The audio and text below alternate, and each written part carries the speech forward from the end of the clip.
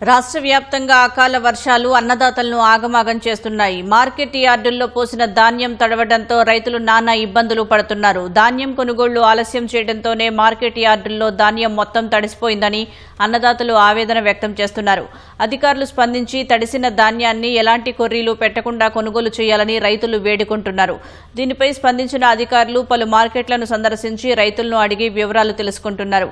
యాదాద్రి భువనగిరి జిల్లా తుర్కలపల్లిలో ఏర్పాటు చేసిన ధాన్యం కొనుగోలు కేంద్రాన్ని ప్రభుత్వ విప్ బీర్లా ఐలయ్య సందర్శించారు. రైతులు ఎవరూ అధైర్యపడొద్దని, ప్రభుత్వం ప్రతి గింజను కొనుగోలు చేస్తుందని భరోసా ఇచ్చారు.